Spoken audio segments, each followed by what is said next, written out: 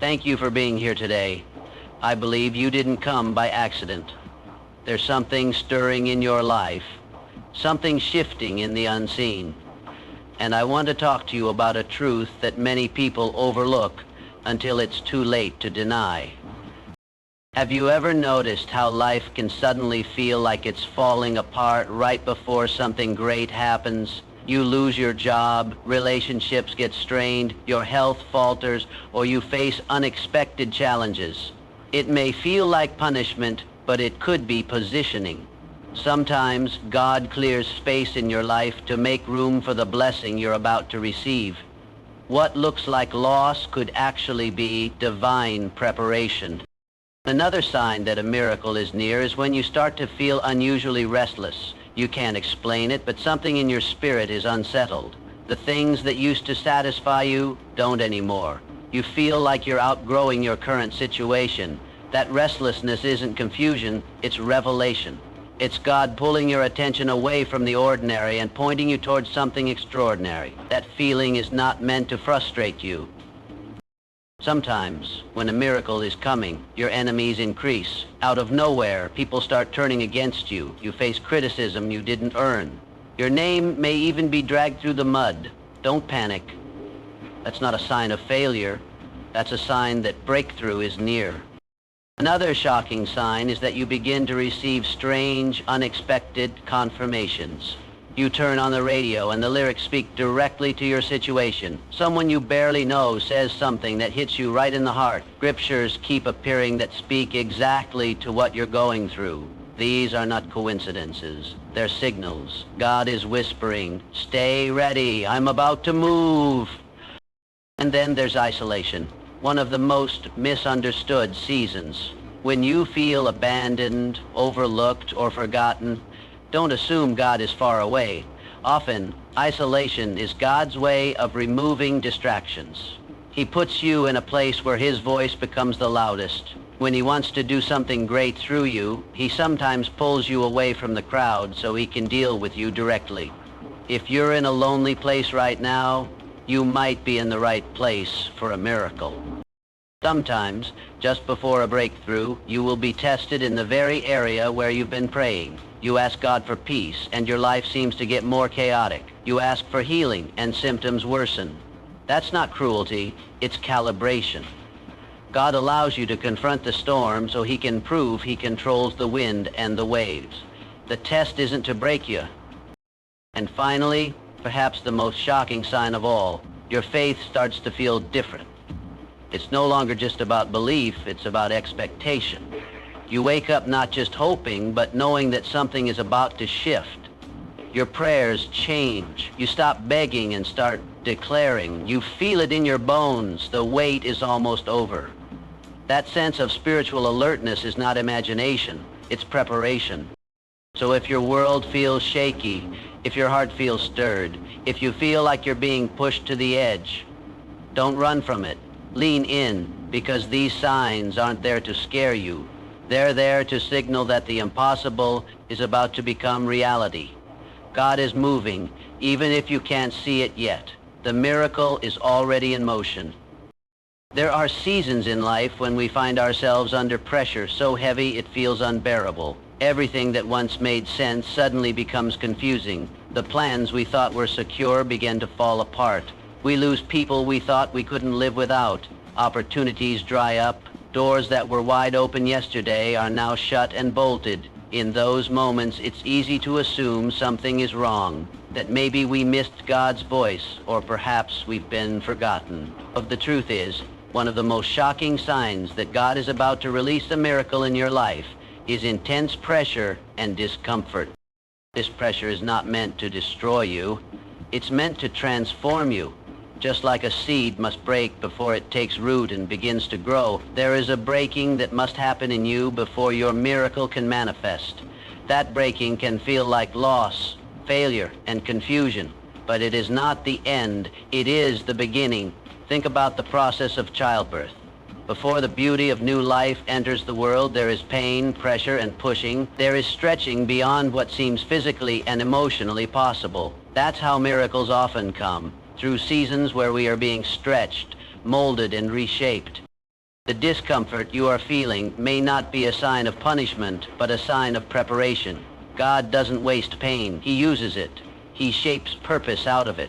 You may be crying now, but your tears are watering the soil where your miracle is about to grow. The very thing that feels like it's breaking you could be what's making you. Sometimes we're so focused on what's falling apart that we miss what's falling into place. There are some blessings that can only be born through pressure, some growth that only comes through trials. When life feels easy, we can become complacent, but pressure awakens our prayer life. Discomfort reminds us that we're not in control. It drives us to our knees. Miracles are not birthed in comfort zones.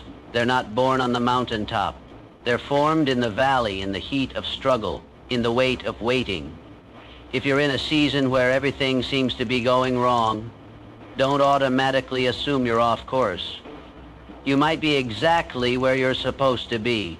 God sometimes allows us to be pressed so that the oil within us, the potential, the purpose, the calling can finally flow. Discomfort often comes before the deliverance. It's what happened to the children of Israel. Before they reached the promised land, they endured slavery, desert seasons, battles, and testing. But God used every ounce of that pressure to prepare them for the place of promise. The same God who brought them out is still the same today. He sees the weight you're carrying. He sees the nights you cry and the mornings you don't want to get up. He hasn't forgotten you. He's refining you. So don't despise the pressure. Don't let the discomfort drive you into despair. Let it drive you to believe that God is still at work, even when you don't see it. Sometimes we want the miracle without the process. We want the blessing without the breaking. But God is more interested in what's happening in us than what's happening around us. Because when the miracle comes, and it will, He wants to make sure you're ready to carry it, sustain it, and not lose it. If you're in a place right now where the walls are closing in, where the weight feels too heavy, where nothing is going as planned, lift your eyes. You may be closer to your breakthrough than you realize. You may be standing at the very edge of the miracle you've been praying for. Hold on through the pressure. Endure the discomfort. Trust that something is being born. Because sometimes before the miracle comes, life gets the loudest. But God is still speaking, and what feels like the end might just be the beginning of something far greater than you ever imagined. The second sign that God is about to release a miracle in your life is unexpected isolation. It's one of the most confusing and painful places to be. You look around and realize the people who used to walk closely with you are no longer there. Friends don't call like they used to. Support systems you counted on seem to fade without warning. You find yourself feeling invisible, overlooked, or even abandoned. And the most troubling part is, you can't quite understand why. You didn't push anyone away. You didn't change, at least not in a way you can identify. Yet somehow the room has emptied and you're left with silence. But I want to tell you that this kind of isolation is not always a result of rejection. Sometimes it's divine. It's not people walking away. It's God pulling you aside. Because when God is about to do something extraordinary in your life, He often removes the noise so you can hear His voice. He silences the distractions so you can focus on what He's doing in you and through you. Isolation may feel like abandonment, but more often it is preparation. It is God's way of making sure your attention is undivided and your spirit is tuned in. In isolation, God begins to deal with things that can't be addressed in the crowd. He works on your heart in ways that require privacy. He refines your character. He reveals your hidden motivations. He exposes areas of weakness, and though the loneliness may hurt, it is in that sacred space that transformation takes root. Many of the greatest moves of God in Scripture were preceded by seasons of isolation. Moses spent years alone in the wilderness before leading a nation to freedom. David was anointed as king, yet returned to tend sheep in solitude before stepping into his throne. Even Jesus withdrew to lonely places to pray before performing miracles. Isolation has always been part of the process, not a punishment, but a preparation for something greater. It's in the lonely seasons that you learn how to stand on your own faith. When no one is around to encourage you, you learn how to encourage yourself. When you're not being affirmed by others, you discover what it means to be sustained by God's word alone. That kind of growth doesn't happen in the spotlight. It happens in the shadows, where roots go deep and your relationship with God becomes real, not because someone told you it should be, but because you've experienced him for yourself. Unexpected isolation can also reveal who is truly meant to walk with you into the next season. Not everyone who starts with you is meant to finish with you. Sometimes God allows separation to occur, not to hurt you, but to protect the destiny he's placed on your life. There are relationships that were fine for where you've been, but they can't go with you where you're going. And if you're feeling left behind, remember that even being left, there's something holy about being hidden. The world may not see you. You may not be getting the recognition or the validation you once did, but God is still watching. He sees you. He's working in the background, arranging the pieces, shaping your heart, aligning opportunities, and teaching you how to rely on him like never before. Don't rush out of the quiet. Don't try to force your way back into spaces God is pulling you out of. Trust the process. Let the isolation do its work. Because when God finishes with you in that secret place, when he brings you out of the hidden season, you will be stronger, wiser, more focused, and more equipped to carry the miracle that's on its way. He doesn't isolate to punish. He isolates to prepare. So if you're feeling alone right now, you're not forgotten. You're being made ready. And the very silence that seems so heavy today may be the very space where God is building something beautiful for tomorrow. Hold on. The isolation has purpose, and what's waiting on the other side is worth every moment of the wait. The third sign that God is about to release a miracle in your life is spiritual agitation or restlessness. It's that internal stirring that you can't quite shake off. It's when everything around you seems stable, even comfortable, but deep within, something doesn't sit right anymore. You go through the motions, work, relationships, routines, but none of it feels as fulfilling as it once did. You may not be able to explain it to others, and honestly, you may not fully understand it yourself, but you know something is shifting. Something inside of you is no longer content with how things are. And there's a growing sense that where you are now is not where you're meant to stay. This kind of restlessness can be unsettling, especially if life seems to be going well on the surface. You might feel guilty for being dissatisfied. Others may tell you to just be grateful, to stay where you are, to keep doing what you've always done. But when God is preparing to release a miracle in your life, he often starts by disturbing your comfort. He begins to shake up the areas where you've become stagnant so he can position you for growth. That restlessness isn't a sign that something is wrong with you. It's a sign that something new is being born in you. God doesn't call us to live in permanent comfort zones. When you start to feel like you've outgrown your environment, it could be because he's preparing to move you into a new dimension of purpose. That sense of more that keeps tugging at your heart is not selfish ambition, it's divine awakening. It's the Spirit of God nudging you toward expansion, transformation, and elevation. The agitation in your soul is often the first indicator that your current season is ending and a new one is on the horizon. You might notice that things that used to bring you joy no longer do. The job you once prayed for now feels like a cage. The routine that once gave you structure now feels like a trap. Even the relationships that used to energize you now feel distant or disconnected. It's meant to make you ask the hard questions, to seek his guidance more intentionally, to open your heart to the unknown with faith instead of fear. Throughout Scripture, we see how God uses restlessness to prepare his people for new assignments. Abraham was stirred to leave everything familiar to follow a promise he couldn't yet see. Moses felt the agitation of injustice in Egypt long before he knew he would be the one to lead his people out. Even Jesus, before beginning his ministry, experienced the pull to leave his ordinary life and step into divine purpose. That restlessness was never random. It was part of the calling. What you're feeling right now may not be about escaping your life. It may be about evolving within it.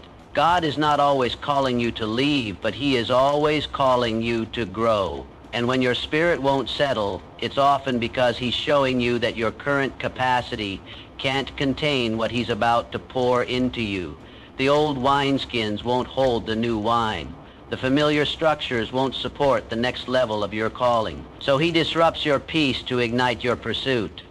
Restlessness can also be God's way of protecting you from staying too long in a place that was only meant to be temporary. We often cling to comfort because it feels safe, but miracles don't happen in the shallow end. They happen when we're willing to step into deeper waters, even when we don't know how far they go. That spiritual agitation may be your invitation to trust Him more, to step out in faith, and to believe that what He has for you is greater than what you're leaving behind. So if your soul feels unsettled, don't ignore it, don't rush to silence it. Lean into it, pray into it, let God speak through it. Ask Him what He's trying to show you, what He's preparing you for, and what steps you need to take. That restlessness is not your enemy. It may be the very sign that your miracle is drawing near, because sometimes the first move of God isn't changing your circumstances, it's changing your spirit to get you ready for what He's already planned. The fourth sign that God is about to release a miracle in your life is unusual opposition. It's the kind of resistance that comes out of nowhere, and it doesn't make sense. Things that were working smoothly suddenly fall apart. Plans that seemed certain collapse without warning. People you thought were for you suddenly pull away, misunderstand you, or even begin to speak against you. It's as if every direction you try to move in, something blocks your path. It can be confusing, discouraging, and even heartbreaking. But what you're experiencing may not be a setback. It may be a signal. Because unusual opposition is often confirmation that you are standing on the edge of something significant. This kind of resistance doesn't come when you're doing nothing. It doesn't show up when you're far from your calling or disconnected from your purpose. It comes when you're getting close. The enemy doesn't waste energy fighting people who aren't a threat. If all hell is breaking loose around you, it could be a sign that heaven is about to open. That pressure, that opposition, that sudden resistance, it could mean your miracle is near, and the enemy is doing everything he can to distract, delay, or derail you. There's a spiritual principle that often goes overlooked. The closer you get to breakthrough, the harder the pushback becomes. It's like a woman in labor. The contractions grow stronger and more painful the closer she gets to delivery. What she's feeling is not a sign to give up. It's a sign that something is about to be born. In the same way, when you feel like everything is fighting against you, it may be that what you've been carrying is about to come forth. The pain, the conflict, the closed doors, they may all be working together to usher in the very thing you've been praying for. Sometimes the opposition comes in the form of external circumstances. Money dries up, projects stall, relationships crumble. But other times it shows up internally. Fear, anxiety, confusion, even exhaustion. You begin to question if you really heard God. You wonder if the promise was real or just your imagination. You feel tempted to give up, to go back to what was safe, to abandon the dream altogether. But that's exactly what the enemy wants. He wants you to back away right before the miracle is revealed. He wants you to doubt, to retreat, to shrink, because he knows what's on the other side if you don't quit. This kind of opposition can be frustrating, but it can also be clarifying. It can strip away the distractions, the pretenders, the people and places that no longer serve your assignment. It can force you to lean more fully on God, to dig deeper in prayer, to press harder in faith. It reminds you that this isn't just about you, it's about what God is doing through you. When the battle intensifies, it can sharpen your focus and deepen your dependence on the one who called you in the first place. Opposition doesn't mean you're on the wrong path. Often it means you're on the right one. When Jesus was preparing to launch his public ministry, he was met with immediate resistance in the wilderness. Temptation, isolation, hunger, and attack. But that season was not a detour. It was the doorway. And once he passed through it, He walked in the power and authority that changed the world. The same principle applies to us. The opposition isn't the end of the story. It's often the final chapter before the miracle is revealed. So if you find yourself facing closed doors, unexpected conflict, or spiritual warfare that seems relentless, take a step back and look at it through a different lens. What if this is not just a season of trouble, but a sign that transformation is near? What if the opposition you're facing is not meant to stop you, but to push you? What if God is using this pressure to purify your motives, to strengthen your resolve, and to prepare you for the very thing you've been waiting for? Don't let resistance make you retreat. Let it remind you of what's coming. The greater the opposition, the greater the opportunity on the other side. The harder the fight, the sweeter the victory. Stand your ground. Stay in prayer. Keep trusting. Keep moving.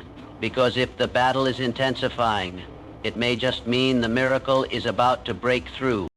The fifth sign that God is about to release a miracle in your life is divine confirmations.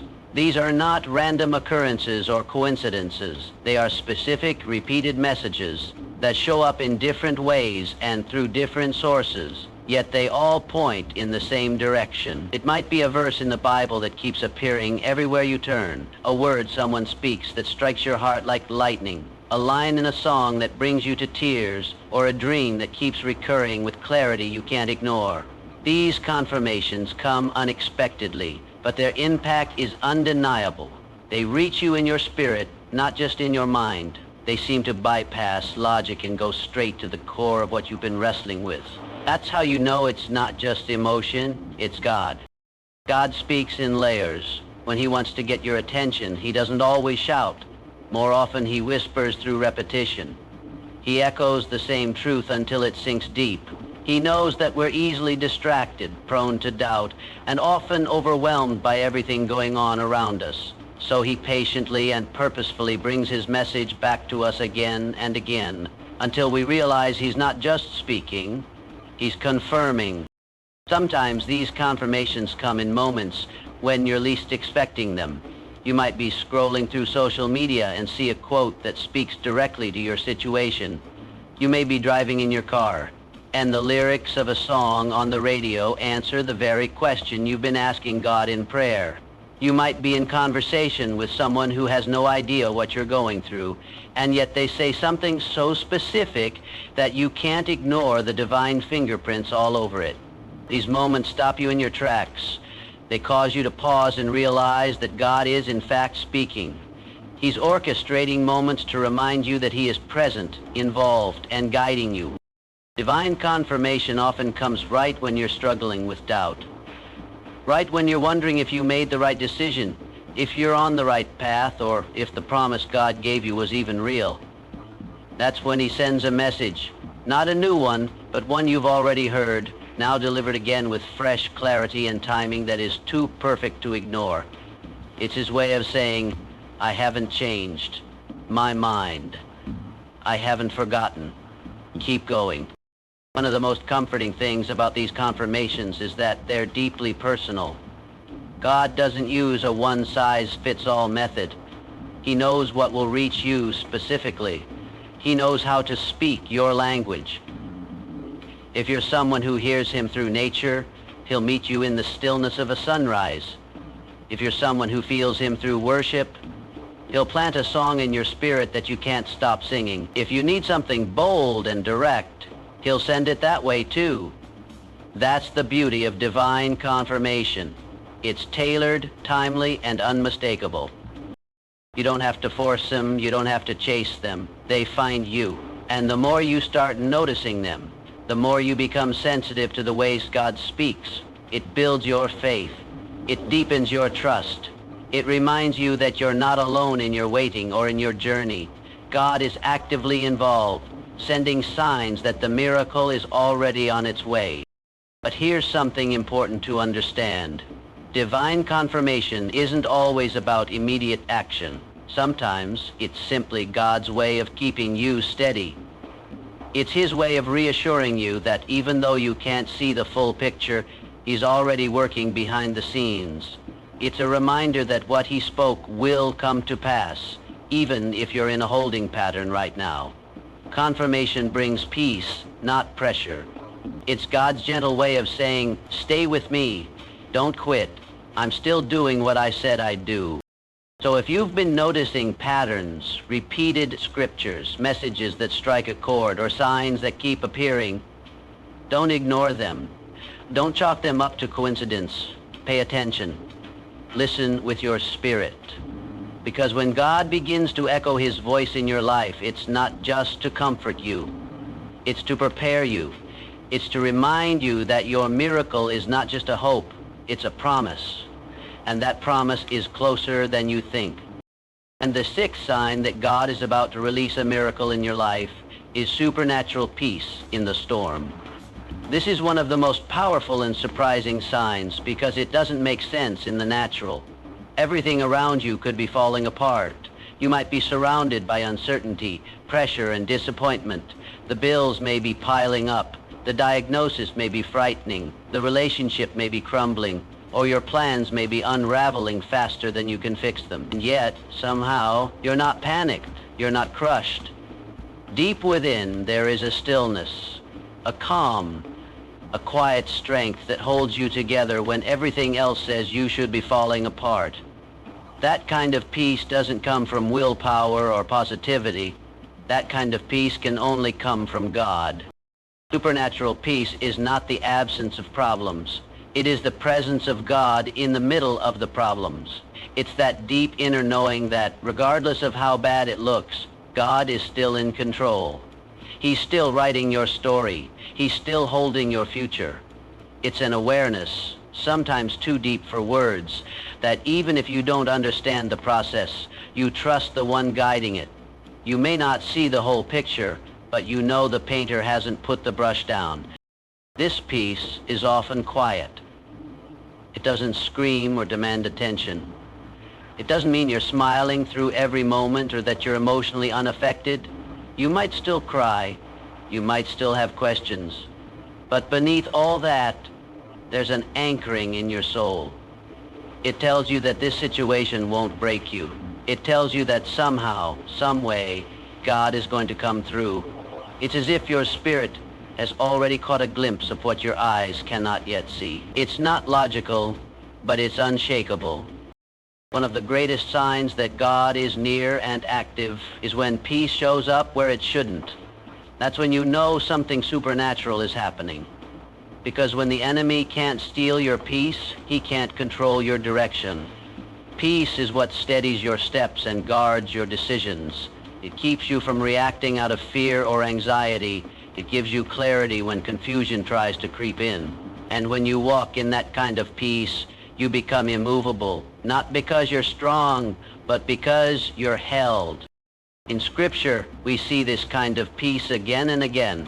When Jesus was asleep in the boat during a storm while his disciples were panicking, it was because he had peace. Not peace based on the weather, but peace based on authority. He knew who he was. He knew the power he carried, a peace that guards hearts and minds, a peace that whispers, I'm with you, even when the waves are crashing. It's important to understand that this peace doesn't always come instantly. Sometimes it comes after surrender, after we've wrestled and cried and questioned, but finally laid it all at his feet. It's in that surrender, when we let go of control and hand it back to God, that peace floods in. It doesn't mean we have all the answers, but it means we know who does, and that knowledge alone brings rest to the soul. When peace settles in during chaos, it often means the miracle is already in motion. It's not just a temporary calm, it's a divine signal. God doesn't give peace to tease us. He gives peace to prepare us. It's his way of letting us know, I've got this, you don't have to worry anymore. And even if the circumstances haven't changed yet, your heart has, your posture has, your faith has deepened. That is the soil where miracles grow. So if you find yourself in a storm right now, but there's a peace you can't explain, a calm you didn't create, don't ignore it. That peace is a sign. It means you're being carried. It means you're being kept. and it very well could mean that you are moments away from seeing the hand of God move in a way you never imagined. That peace is not a pause. Keep walking in it. The miracle is closer than it appears.